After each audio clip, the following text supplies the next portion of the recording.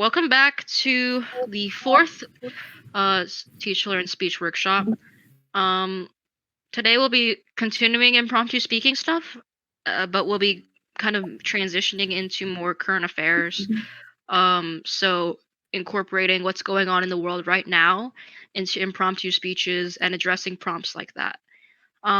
Usually in real speech competitions, this is not how this is going to work. Impromptu speaking will not usually have prompts relating to current events, although you can still feel free to use them. But usually current events, speeches that are revolving around current events will be more likely to be prepared. But again, we don't want to give you guys like homework or anything, so we're kind of just keeping with the model of impromptu speaking for now. And current affairs also helps a lot with debate, obviously. We're not doing debate for the summer, but if you guys are sticking with us during the school year, we'll be talking more about debate, and current affairs is obviously a very important centric thing to succeeding in debate. Okay. Our opening question for this workshop is, what do you think about the year so far and how things are going?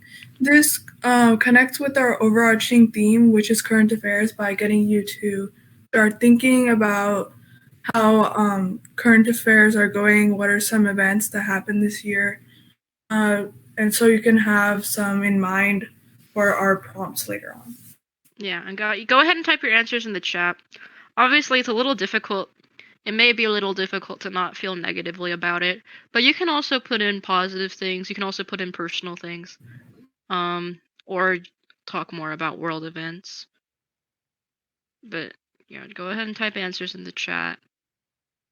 Yes, several people are typing. Let's go.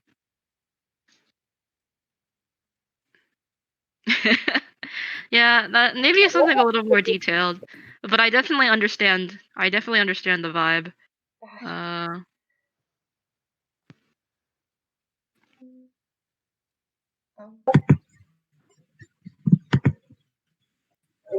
Happy birthday. I suppose very bad is more detailed than regular bad, but still, I would. Yeah, and I think it's hard not to think specifically about the virus situation when we're having this discussion, but you guys can also feel free to think about other aspects, other things that you've been seeing.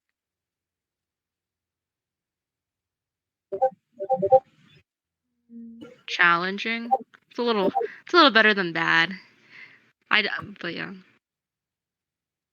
Yeah, and I think yeah, you're right. It is very different. And I hope a lot of you guys have learned lessons in adapting to new situations. I mean, we all have to do that. So, yeah, and the silver linings, getting to spend more time with family. Yeah. Generally just having more free time, maybe to explore some new hobbies or some new activities. Being more appreciative of your friends that if you can't really see them as much anymore.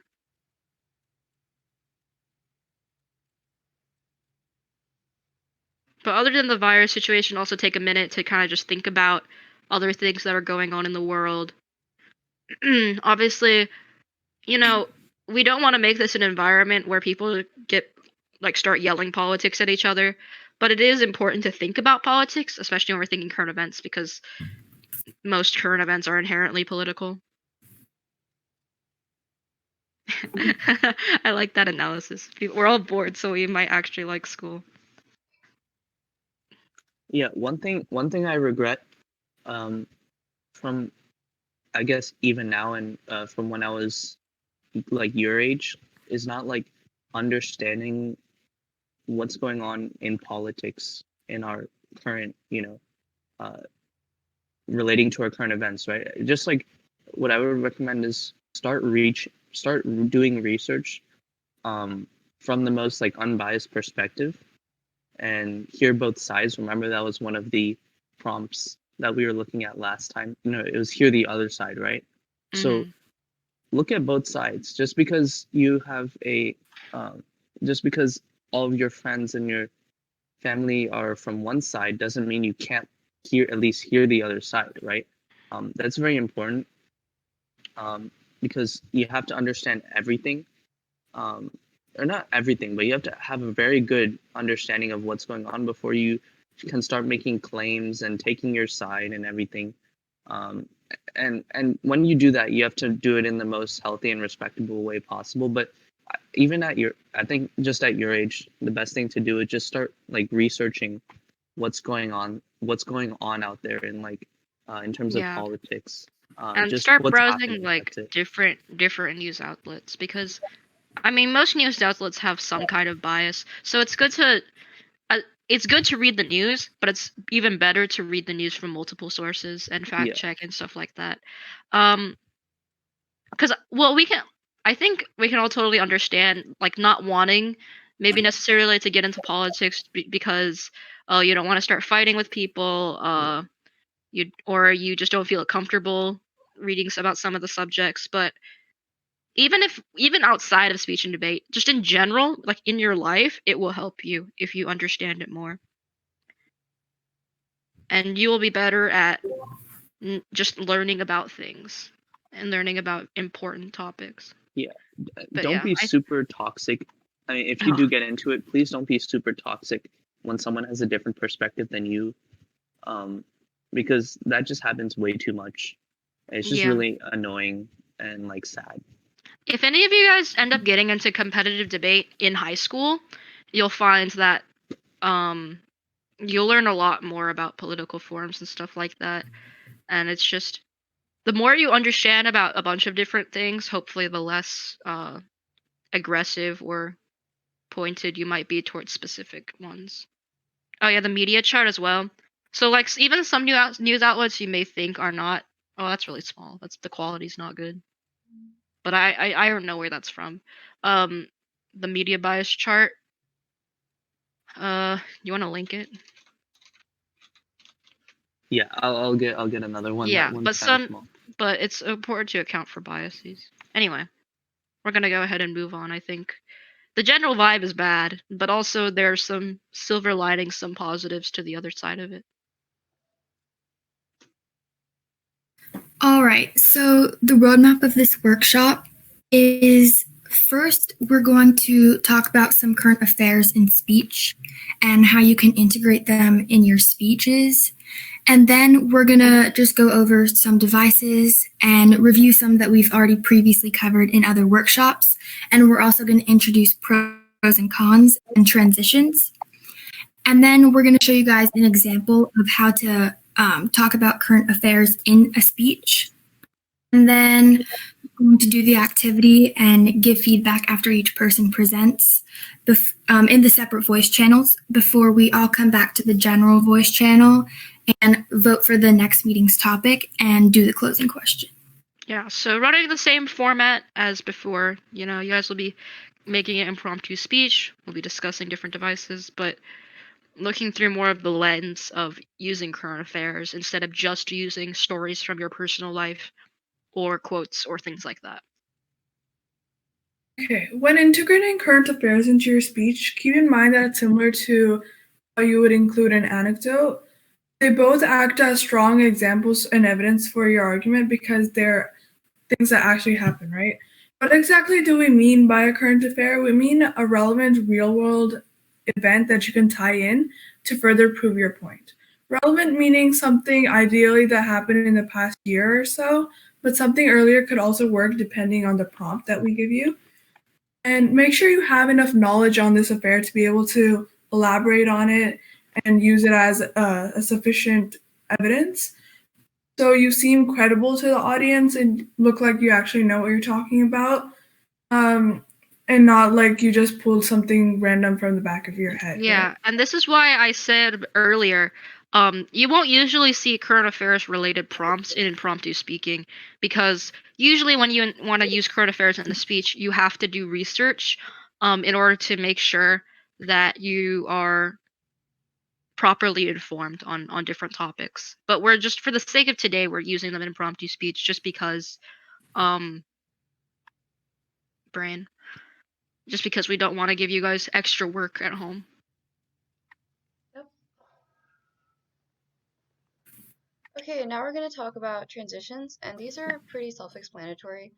But just to overview, they're to link two ideas together, and they allow examples and other facts to be introduced, or maybe just even elaborating on what you've already said. And when you incorporate these in your speeches, it really helps with the flow, so try to consciously do this while you're speaking. And it can be kind of hard at first, but once you work with it, it does get easier. And also, don't just shove ideas together because that kind of makes a mess of it. Make sure that the transition works with the ideas that you have. Yeah, and we're talking about so in the past couple of workshops, a lot of you guys have already been doing this pretty well, actually. Some of you maybe are need to focus on this for this workshop, but basically the most important part, like transitions, is going to be transitioning between different sections of that speaking outline that we've been looking at for the past couple weeks, right? It's making sure that, okay, maybe not everyone knows that I have 3 points, but at least at least showing them that, okay, we're done with this point and now we're going to look at this next one. So we're gonna move it into an example. I'm like, that's fine. So the first one, we can elaborate off of this. So as you can see, climate change causes rising sea levels due to the ice melting. It can also cause cities to flood. And Emily, can you do the next one? And a better version of this would be climate change causes rising sea levels due to glaciers near the poles melting. In a like manner, rising sea levels can also cause certain cities along the coastline to flood. So why this is better, in my opinion, or it's just a lot more concise, is because you elaborate on the ice melting, you'll also elaborate on it and have a better transition, which is in a like manner. And then you also elaborate on the cities. So when you give a speech, try to elaborate. Like if you have any blind spots or the audience doesn't know what it is, make sure to explain so they understand. Or even when you're going into a complicated idea or something people don't know, then elaborate on that as well. And you guys can kind of think of this as like some of the passages or some of the books that you read in class, right? Again, connecting speech to different parts of speech to different parts of literature. I'm sure you guys see, like, no, let me show the oh wait, we got rid of it. So like you guys probably see this in literature a lot. At like those, if a paragraph starts with similarly, if a paragraph starts with also, if a paragraph starts with another thing is blank. These are all examples of good transitions between larger sections of your speech. So you can kind of almost think of it like paragraphs, and how you would go from one paragraph to another is similar to how you would go from one part of your speech to another part. Okay, so pros and cons. They aren't really a device, but we do think that it is something important that you guys should know and keep in mind when writing speeches. So knowing the pros and cons will help strengthen your argument because you'll be able to know both sides of an issue or topic, and then you'll be able to have a strong rebuttal to any points made by the opposing side. So the example that we have here is, although many argue that climate change has benefits such as a longer growing season in certain areas, the rapidly dwindling Amazon rainforest and ozone layer can lead to greater adverse effects which a longer growing season cannot fix. So whoever wrote this example knew both sides of the argument, so they were able to have a strong rebuttal to the opposing person's point. And just a note that we wrote here is, when you research for a topic, just make sure to look for both the pros and cons for the topic. Yeah, and this is similar to understanding both sides of an argument, right? And it's pros and cons is more framed in the manner of you already know which side you're on, but understanding the negative parts to your side is actually like are even more like way more important than you guys might first think, because at the end of the day, people that, especially in debate, right? If someone's someone's actively disagreeing with you, in over whatever you're talking about, it's important to almost be able to predict what they're going to say and be able to respond to that, which is the kind of the point of rebuttal. Okay, so these are devices that we've covered in past workshops, and we just wanted you guys to keep them in mind while you're writing your speeches today so that you can implement them and then make your speech that much stronger. So the ones that we've covered are a call to action, an anecdote, a rhetorical question, metaphor/simile, and then today we covered transitions and pros and cons. Can you guys come up with at least one device that you want to include in your speech today and drop it in the discussion chat? Yeah, and I'm gonna keep hammering this home. I've said this multiple times already, and I remember saying it, but I'm gonna keep hammering this home just because it's so important. Devices, again, are kind of like a toolbox, right? You don't have to use all of them all the time. In fact, it may not even, there may be situations where it's not even appropriate to use one of them. But you want to find the ones that are like just perfect for what you want to do or perfect for the situation, and then use those, and then they make your speech more powerful.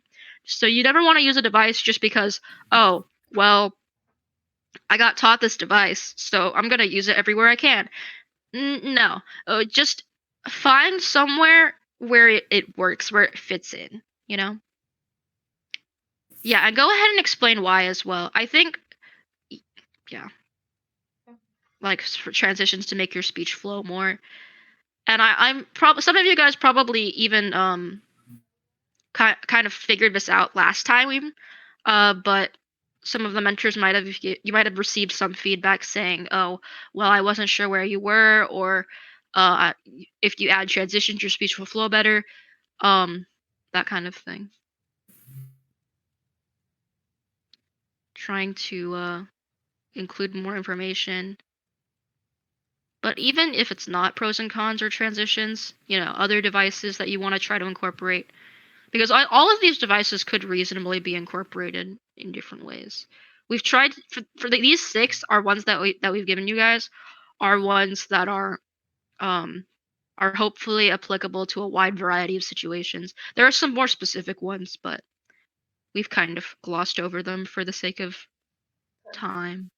Anecdote, yeah, relating to people. And I think you guys will find that the prompts that we will give you for today can connect to a lot of these, if not all of them.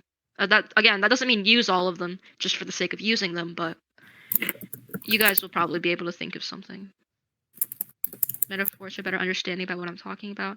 I like that a lot, actually. I think a lot of people don't realize that metaphors and similes are, even though they can be confusing sometimes because they're it's figurative language, it's not direct and literal, right?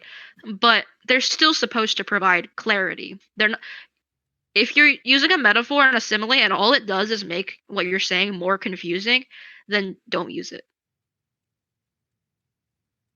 Don't tell your English teachers I said that. And it also goes with any other device as well. Like if you can't fully incorporate the anecdote or like any of these, and it sounds kind of choppy, then it would be better to not use it. Yeah. But for the sake of this, the reason why we kind of asked you guys this is so you can set a goal for today. And also maybe think back to some of the feedback you received last workshop and think of, what do I want to do better today? What do I want to get done today? Because at the end of the day, that's how you're going to improve, right? You're going to target 1 or 2 things at a time and just get better and better. All right. Okay, this is just an example of how a speech with a current affair included would go. The prompt that we have here is, should world governments be taking greater action to address climate change? For the sake of our example, we'd state our side and argument being yes. And then we'd go on to the roadmap, which is where we practically state the 3 or like whatever points we are going to say.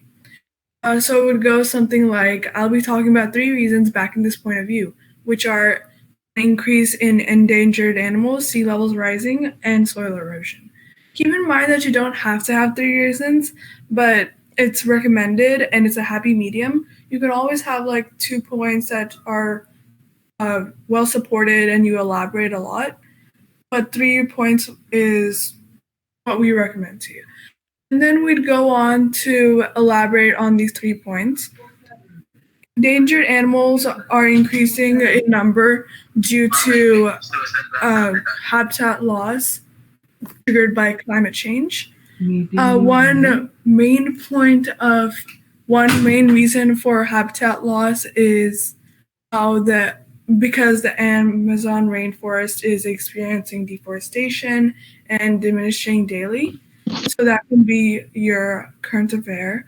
And then you'd go on to explain your other 2 points. Sea levels are rising due to glaciers melting, and rising sea levels cause soil erosion. Then you go on to your 4th step, which is the recap. You practically restate the 3 major reasons that you had. This will reinforce the ideas into your audience's mind.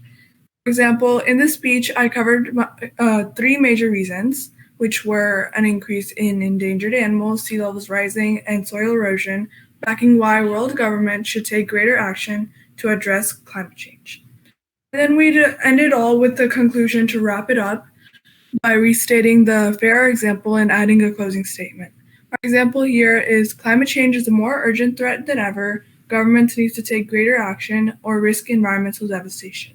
The wording of the whole conclusion makes it more dire, makes it seem more dire, like the consequences, and makes it seem more intense, and leaves the audience with a more impactful last few words. Remember that you don't have to use this model, but if you can't think of anything else, it's a good place to start and provides you with a good general flow. And also remember to include transitions to make it flow a little better. And you don't have to have a certain number of current affairs in there or anecdotes. Just have a mixture of evidence-backed points and current affairs or anecdotes to serve as your 3 points. Yeah, so if you guys are wondering, okay, so what do I need to do differently than what I've been doing before? So the big thing here is just using current events to support your points, right? I mean, because your 3 points are no longer personal interpretations of things. They're no longer personal experiences necessarily, although you can still use them. But your 3 points are now 3 different reasons that your argument that you are you are taking the side that you are in your argument, right? Yeah, they're not necessarily singular facts, but they should be backed up with factual information. And your intro, you can still think about hooks. You can still in your intro, you can still think about call to actions in your conclusion, but now you're getting more you're more developing an argument than before. And before you guys were arguing certain things, right? You guys were making a statement. Okay, this is what I think in regards to this prompt, and here's why. But now you guys are really taking a side in a more facts-based argument that can't just be supported necessarily with one anecdote or like one line of reasoning, right? So just think about trying to incorporate more facts into your argument, and you might know more about a certain issue than you might think, and then trying to think from a broader sense. So yeah, and if you guys have any questions about this, don't feel free to ask, because the last thing we want is for anyone to be kind of confused going into things.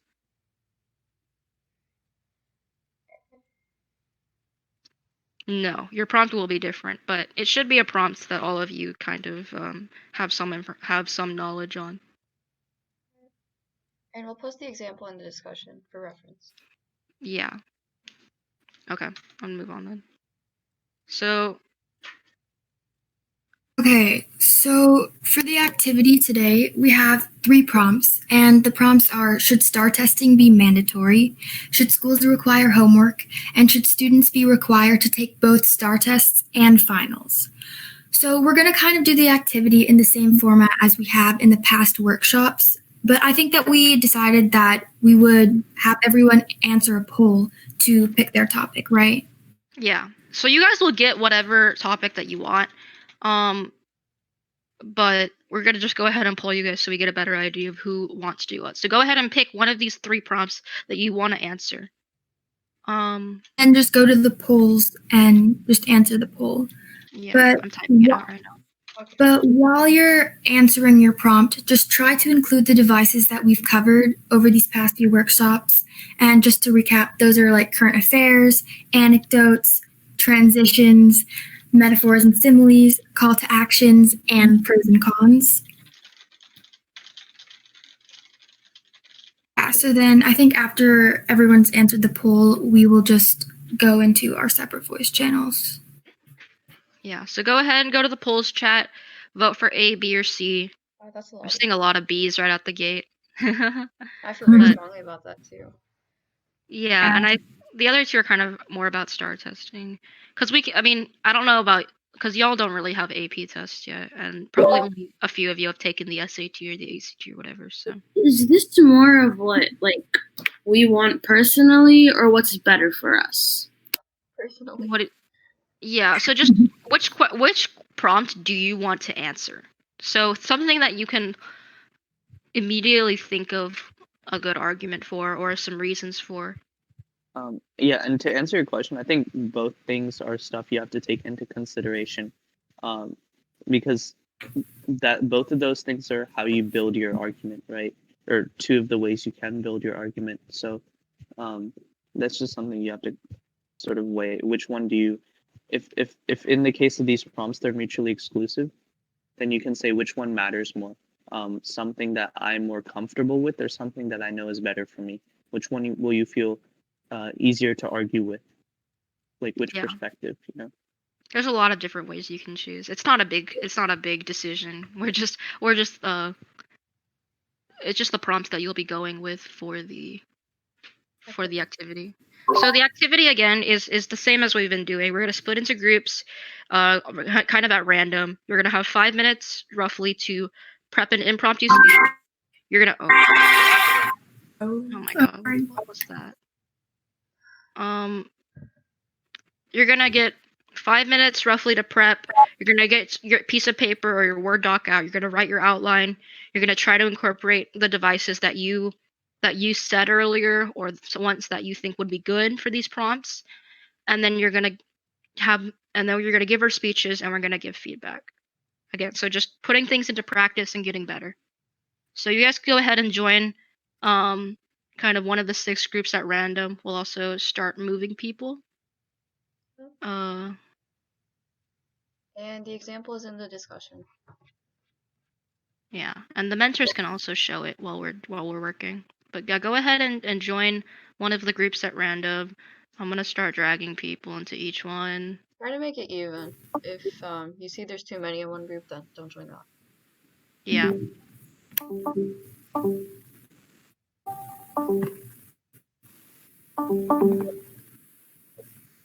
For the next week, before we meet back up, just try to do a little bit of research. You know, it doesn't have to be anything extensive. You don't have to go reading like scientific studies or anything. But, you know, go on Google, look at different news outlets, look at different fact check sites. Try to learn a bit more about your issue, right? And you guys will find, those of you that do that, because we're not making you do it, but we're highly recommending it, is your speeches will be stronger because you'll have more to say. You'll already know, okay, I can talk about this, and I can back it up with this website or this study that I found online, right?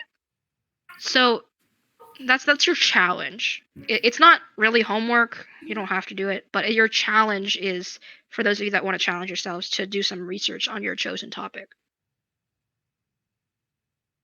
But yeah, yes, make sure you all vote in the polls for which one you want to do next week.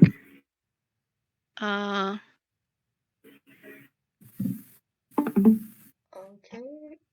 You can do anyone you want. And that's pretty much going to end it off for this workshop. So again, focusing on constant improvement, constantly getting better. Think about some of the feedback that you got today. Think about some of the devices that we learned about today. Try to pick 1 or 2 things that next workshop you want to improve. Something that you just want to keep continuously improving over everything else. but that pretty much ends off the workshop for today because we're And kind of our going next over work- time. next So workshop thank you guys for coming. Don't forget to answer the poll. But other world, And our next 'cause if you- workshop is on the 10th. See you then. yep. And thanks Bye for coming. guys. Thank you. Bye. Thank you. Thank you. Bye. Bye.